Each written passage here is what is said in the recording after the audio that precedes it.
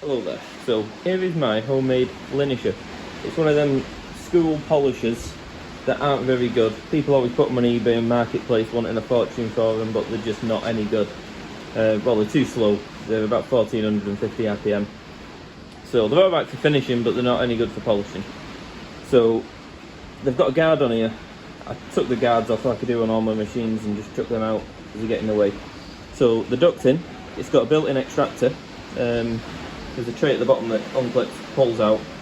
I took that duct off this side. Old bearings I had lying around. Two different sizes, of course.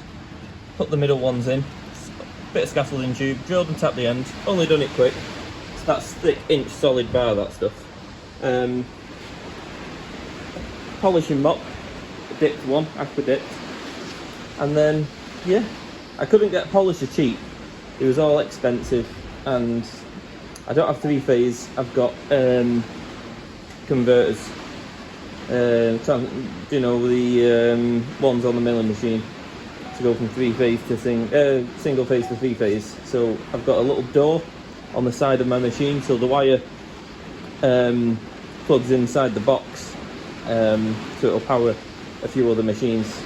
I bought it like that, so I don't really know much about it. I just know how to wire the plugs and have a mess about. So here it is in action.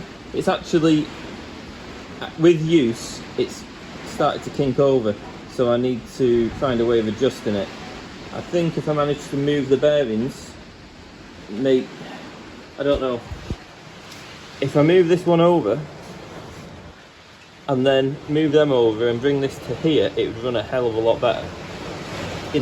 Over time, as it's got worn, it's sort of moved the wear over to this side.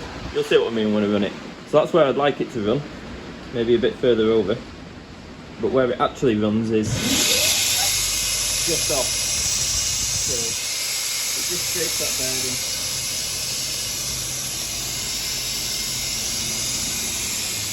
So, as I say, I couldn't get hold of one cheap. They was all 800 odd quid. I think I give 150 or something for this machine. About 150. I only use the linishing belts pretty much once on a job anyway, so they're only about £1.40, and I just, as I say, in a job, I go from something like that, really pitted, to that. Mind the phone case. Phone case ain't mine. So yeah, that's pretty much what I do. So they all get beat up and dented, so it's all waggly as hell because of the clamps that hold them on and everything. But all the pits all get linished out.